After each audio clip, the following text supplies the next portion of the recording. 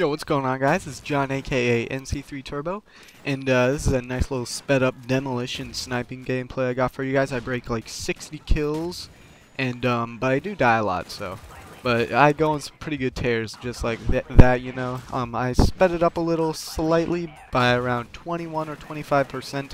That way I'll be able to upload it. Hope you like that little quad feed I put at the beginning of the video. It's actually the first quad feed I've ever gotten, believe it or not. Well, actually, first one I've ever recorded, I suppose. I'm sure I've gotten quad feeds before. But anyway, so today what I have is a possible new series called Times with Turbo. It's basically story time, and the stories that I have they're all 100% true. They range from me having an operation done on my penis to my first encounter with drugs. So I'm hoping that you guys will sit back, relax, and enjoy this juicy commentary about all my failures in life. So let's get into it. I think I'll talk about, I'm scrolling through my mental file cabinet trying to decide. It's just so many awesome stories. I suppose I choose my first or closest encounter with death. This story happened when I was around 9 to 11 years old, and yeah, it's not very climatic, but it is true, and it was very scary and dramatizing for me. So I hope you guys enjoy it.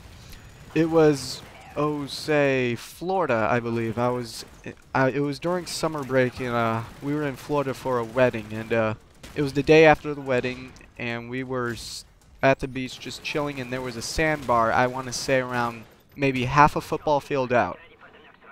That's 50 yards for those of you who are freaking idiots. Or 150 feet. I'm a genius. Anyway, so we went over to the sandbar, wasn't that far.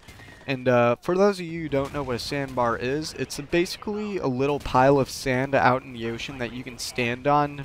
The currents just bring the sand out to a little pile if it's just right, and you can swim out there and stand on it. It's pretty cool. So me and my brother, who was around, I want to say 15 at this age, we went out to the sandbar, and we swam, and it was pretty cool. And we went back for some lunch. And about an hour later, I decided I wanted to go back, but the problem was the current was pushing it out, so it was a little further out. But I didn't care. I really wanted to go and do it. And for some reason, the little valley was, I suppose, was a little deeper than before, and I had trouble getting to it. So I had my brother help me out, and he did. But as we were midway through, I was starting to get tired, and I was really having trouble getting to this sandbar. And my brother was like, "Come on, dude!" And I was like, "I can't swim, dude. I can't swim, man. I just can't swim." And he was like, "Oh God, you're caught in a riptide. You're too tired to get out. Here, I'll call a lifeguard." And I was like, "No, no, man. Come on. I can get to the sandbar, get my energy back, and it'll just be that." It's like, "No, dude, I'm getting a lifeguard." So he flagged down the lifeguard, and loogie. And of course the lifeguard had to make a whole big scene and embarrass me. Like, sorry about that brief pause. My mom interrupted me and had me bring in the groceries with my sister. I have absolutely no problem helping her with that. You know, she makes the food, I bring it in, and my mom is a world-class cook, if you guys do not know. But anyway, so he had to make a big old scene by blowing the whistle, saying, "Everyone get out of the water," and then he sprinted in here like I was literally about to die. I could have waited that water for like a good 10 minutes, you know, and waiting's actually pretty hard, guys. Okay, so but anyway. And so he was like, "Grab onto this!" And I was like, "Dude, chill. I'm just a little tired. I want to go out to the sandbar. I can swim. I can swim." And, you know, I didn't really appreciate him as much as I would have today. You know, I honestly could have died.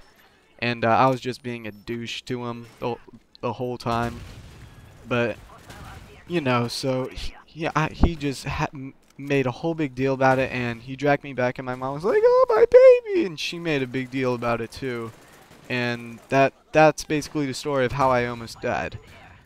But oh, gee, cheese and rice. We are only about a minute into this commentary, which is about 15 minutes long. Oh God.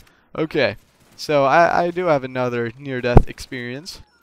It was it was during the springtime. I believe I was around 5th or 7th grade, and I came off from I went off at my friend's bus stop to go hang out at his house, and you know, we were just chilling, and he had the coolest tree house. It was literally in a tree. It was the shit.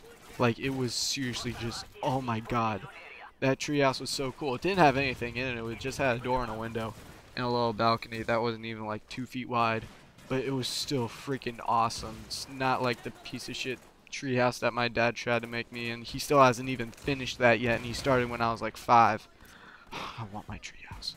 But anyway, we decided to run a rope for no apparent reason whatsoever.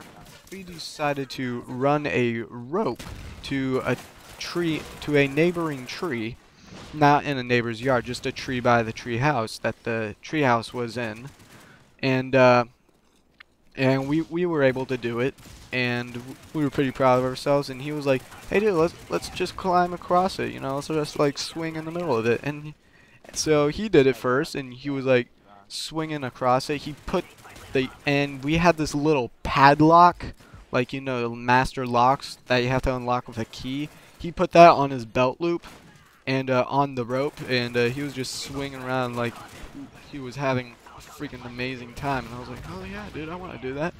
And I am borderline genius. I'm gonna try out for Jeopardy, but I think my genius like came in when I hit like super puberty, because I hit puberty in like 3rd grade, if you guys do not know. But I became a genius like overnight one night, and I wasn't a genius back then. And basically what we decided to do was we had a rope. It was around maybe 20 feet up. My mom interrupted me again! I swear my house is haunted. But anyway, where was I? So yeah, the rope was about 30 feet long. And I want to say it was around 15 to 20 feet high. Over a fire pit, which had a bunch of logs in it with a bunch of sharp rocks all around it. So, and I'm significantly bigger than my friend. Like, even now, I'm 5'10", around 130 pounds. And I'm just a tall dude. For my age, I'm very tall. I'm 14, if you guys do not know. In the 7th grade. Bitches! Swag. And basically, I did the exact same thing as my friend Coulter, that was his name, Coulter. And I had the padlock. I put it around my belt loop. And, oh man. That's a spot. Oh, sorry, I was just scratching myself. But anyway. So I put the belt loop, or the padlock, around my belt loop, and I put it on the rope. You know, it was the exact same thing he did. I did it, except I probably did it cooler, because I'm just a cool dude. And I was just swinging around, you know, and right around when I get to 10 feet out, which is right over the fire pit, I start hearing ripping sounds, which I'm eating a Slim Jim, if you guys don't know. Guys, things are delicious. Covered in grease, though. I don't like that. Grease is bad for you. But anyway, I start to hear and feel. You know how you can like feel sounds sometimes? I start to heal and feel a ripping sound in my belt loop, and I was like, oh shit, I'm about to fall. And he was like, oh dude, you're about to fall. And I knew my mom would have been pissed if I ripped her pants, so she doesn't give a shit about me.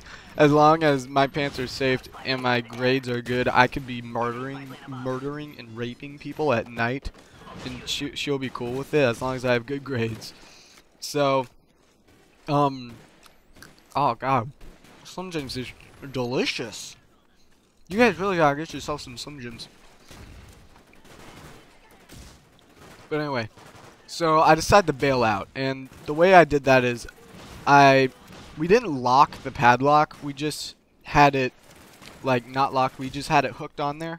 So I kind of like slid out of it, like almost, and so then I was just hanging from the rope, like arms, like hands on it, hanging, just straight down hanging. And man, I'm really tearing up these people in this gameplay, aren't I? But anyway, my friend says, Coulter says, dude, just drop. It's not like you're going to scoot over. And he was right. I was about 10, 15 feet out, right in the middle. So, I decided just, screw it, I'll drop. And that's exactly what I do. I drop so well. I swear, I'm the best dropper in the world. Like, oh my goodness.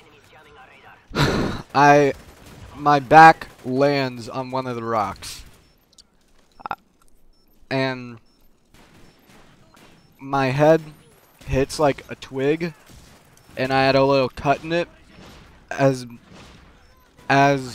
were a cut on my back from hitting the rock. And when you fall from the rope, it like, you know, it stretches it when you're hanging it, you know, kind of like a slingshot. So when you fall from it, it flings up and down, and the lock was still on there. And basically what happened was, while it was flailing around and the lock wasn't secured on there, it fell off. And Coulter was like, look! Fuck, dude, you said look? I look straight up. And I just see a lock with sharp like corners coming down, plummeting at approximately like 50 miles an hour, probably more, and it hits me square on the cheekbone. And basically, I have this enormous gash above my eye, or no, not above. God, I'm a freaking dumbass. Below my eye. I'm still a genius, though. I'm still a genius.